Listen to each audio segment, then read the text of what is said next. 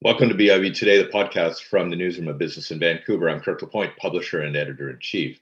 Life Sciences BC, the umbrella organization for British Columbia's rapidly developing life sciences sector, has a new board chair, and Ardakani is a biotech executive with vast experience in bringing projects from the vision of a scientist all the way into the market. I thought it would be a good time for us to catch up on the sector and what its outlook is like. We haven't talked in a long time about life sciences on this podcast. So welcome to the program. Thanks a lot. Good to have you. Thank you for having me, Kirk. In terms of economic impact, of course, it's a fast growing and significant sector, but I want to get some thoughts from you to start off on what you think the life sciences sector and its growing impact is having in terms of the culture of industry in British Columbia. Well, this is a really critical time. I think, especially post-COVID, globally, we found out that healthcare and healthcare innovation is critical for society to be able to function properly.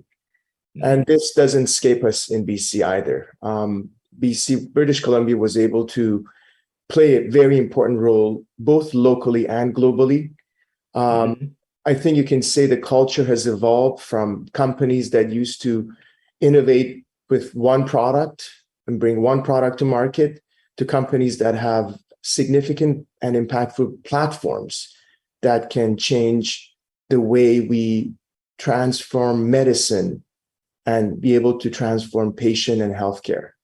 And BC has played a front seat role in that.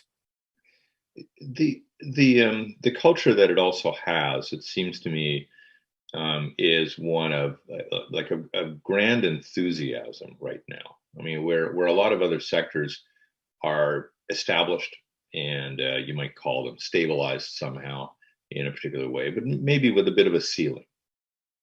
Life sciences to me feels like something that just still has this, there's no particular ceiling to it. And I wonder what that does in terms of the kind of day by day energy that you feel in the sector, both as an executive and now running a board that oversees it. You're absolutely right. So if you look at it across Canada, not just BC, the biotech sector is fairly nascent compared to places like Boston and San Francisco that are established. However, I could tell you BC is getting there. And the reason you're feeling the enthusiasm is because we think we have limitless potential. You can see that with the work that Accelera did, and now they've broken ground for a massive facility in terms of antibody discovery. You can see with the work that lipid nanoparticle group out of UBC, headed by Peter Cullis, and all the companies associated with him, like Aquitas, who developed the lipid nanoparticle for Pfizer vaccine. And then, of course, the cell and gene therapy from Peter Zandstrad, UBC, headed by him, company that was launched called Notch Therapeutic. You're absolutely right. We're in the renaissance. I would say we're in the renaissance of development of novel and exciting transformational medicines that's taking place in British Columbia. And history is taking right in front of our eyes. I think in a few years, you're going to see some breakthrough medicines that's been discovered here. Do you think it took the pandemic to make this place appreciate and encourage the life sciences sector in the same way? It's the old saying, success is preparation meeting opportunity. I think for many years, for over a couple of decades, we were getting prepared for this without really knowing it. And when the pandemic hit, probably we were one of the more prepared jurisdictions in terms of solutions we could bring in, whether it was digital health by companies like Thrive, whether it was Accelera developing the first monoclonal antibody treatment for COVID, and of course the lipid nanoparticle, which brought vaccines to millions of people. We were prepared. We didn't even know we were being prepared, but we were prepared. We knew that we had sound science. We knew that we had the best working on truly amazing solutions. But when the pandemic hit, I think we were probably one of the luckier jurisdictions to be prepared. Yeah.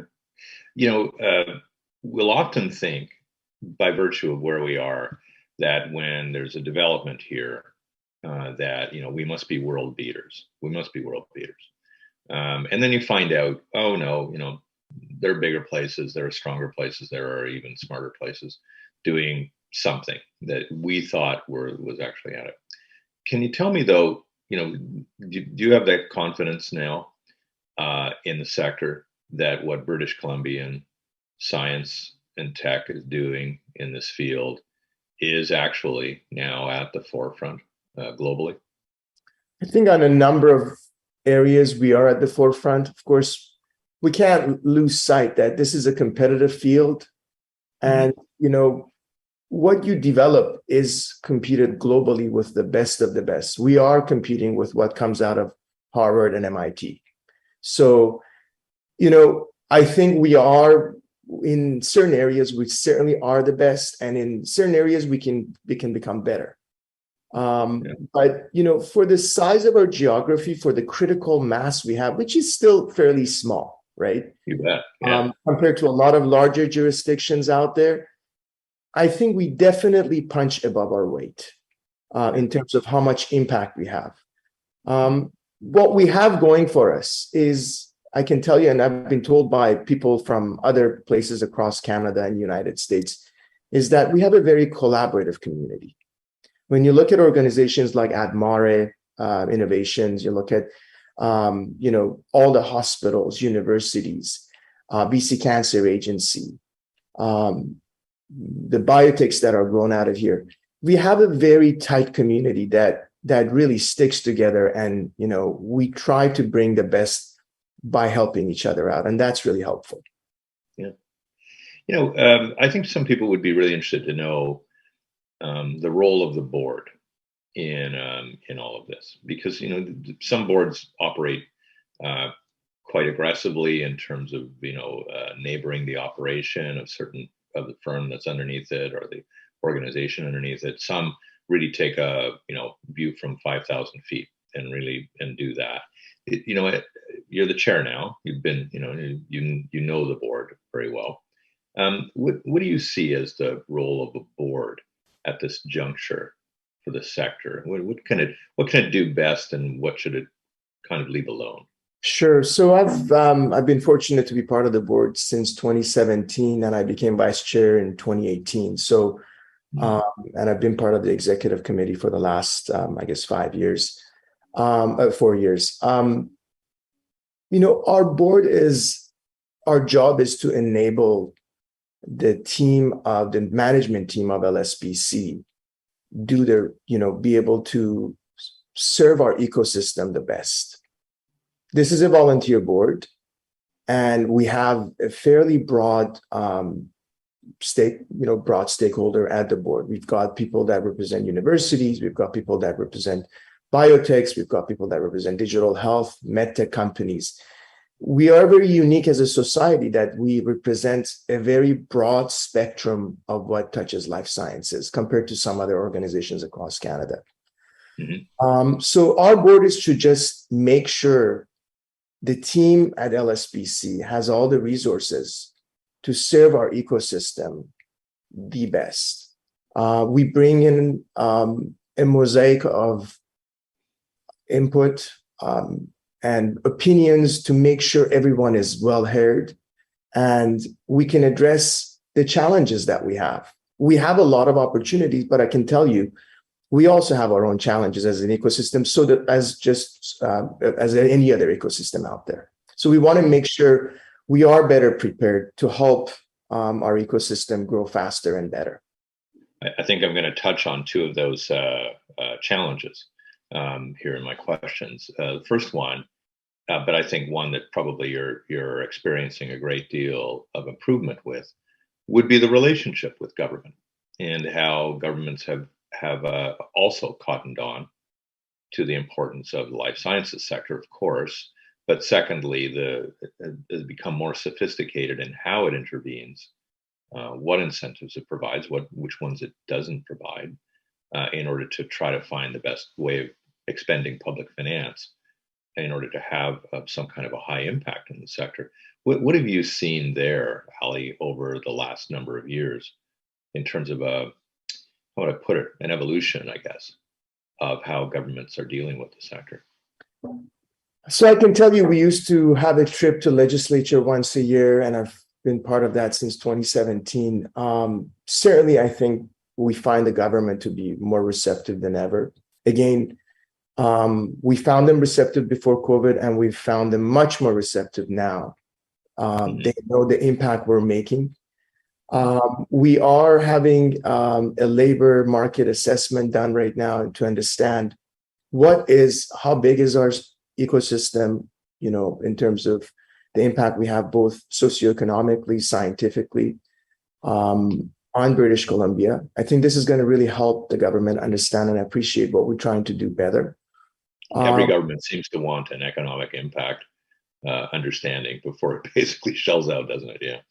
Well, it's understandable, and something like this with this magnitude had never been done before. So we're excited to be doing that, and it's a fairly sizable project in terms of the number of stakeholders involved, and the kind of report that's going to come out, I think, will be tremendously helpful to everybody. Over 20,000 jobs in British Columbia are related to the work we do and in our ecosystem. So, and these are all fairly high-paying job that most of these people have, advanced degrees. So the work that's being done is definitely impactful for the society.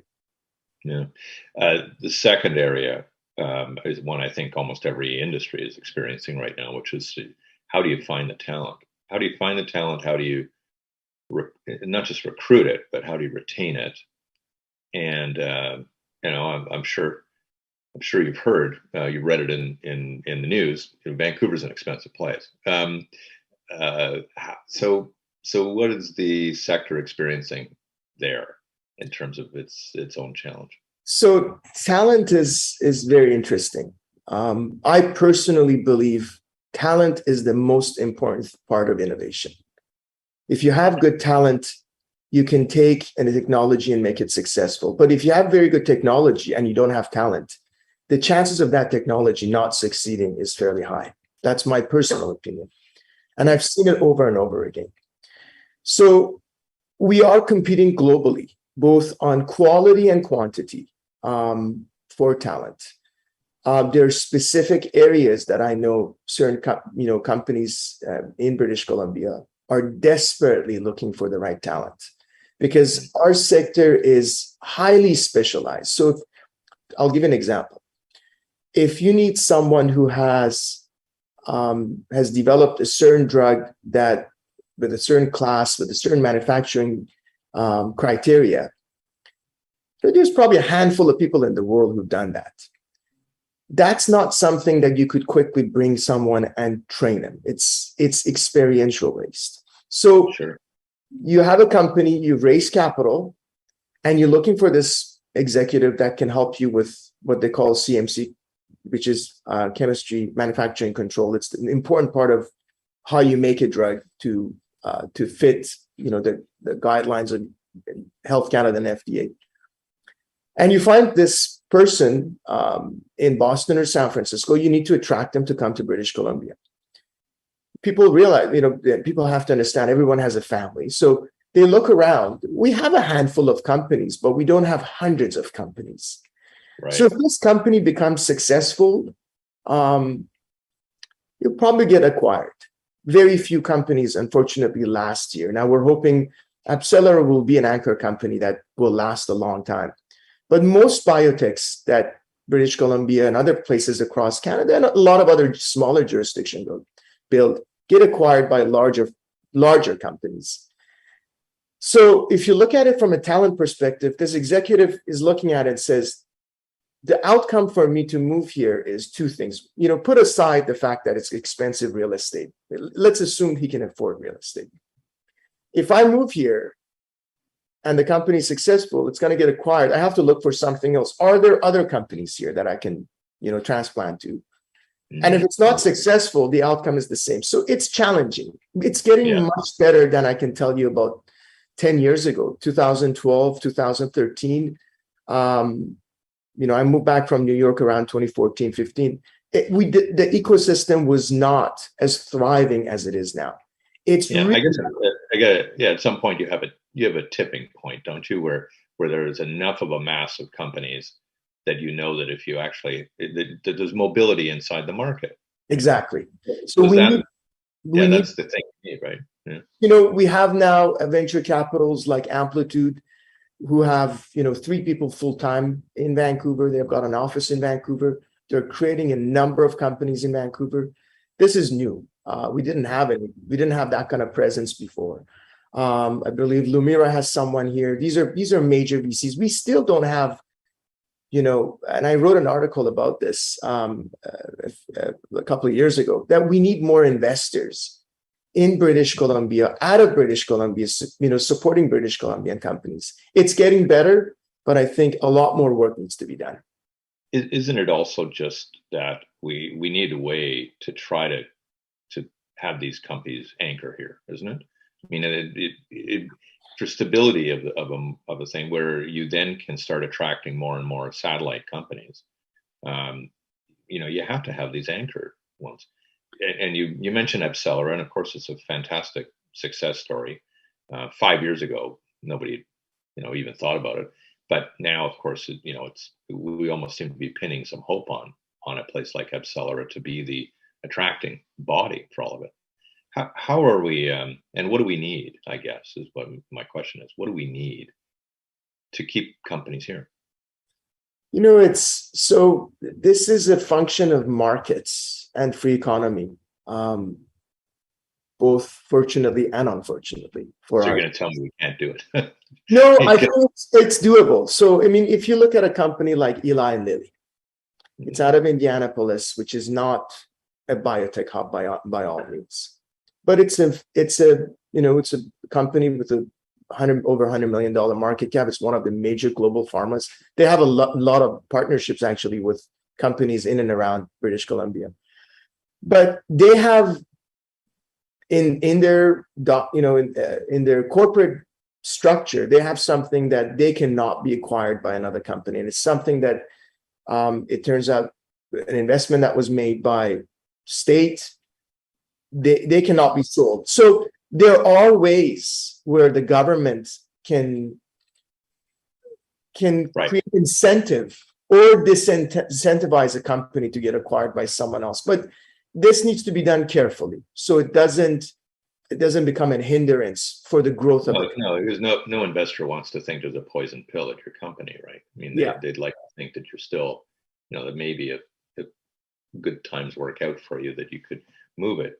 And I wonder whether it is for you a critical question when people are going through this dilemma of whether to move. Like, gee, you seem so small. I'm not going to be there very long. I'll be there for three summers, and that'll be it, or something. Yeah, no, I think, as I said, it's getting better. I mean, you need to understand that my own personal advisory investment company, we've been able to bring on board a number of American executives to move to Canada and BC and work here. This is a phenomenal place to raise a family. It's safe, it's clean, it's got a phenomenal access to nature. So there are advantages as a geography that we need to play hard to attract this. And we're seeing it is getting better for people, or easier to sell the idea that British Columbia is a phenomenal place to move and work. And when people see success stories, especially in specific areas that we have really good strength, you'll see a lot more people hopefully moving here. And once you have great talent moving here, it's a catch-22. Talent moves, capital moves, and innovation thrives. Yeah. Last area I want to talk about, and it is more to do with the outlook of it. And I don't want to talk too much about impediments, because I think we've talked a little bit about that. But tell me a little bit about your own belief in where this sector takes us as a province.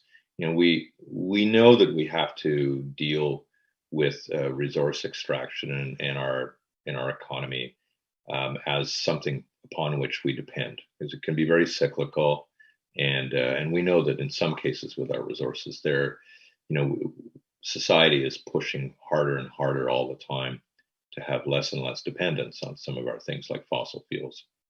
So we need other economic engines in order to grow our province. How much of a factor do you think is life sciences going to be in this? Because as you noted, these are highly skilled jobs. These are jobs that require advanced degrees in many cases. That require almost a different kind of employee that what we've been generating at times out of our schools.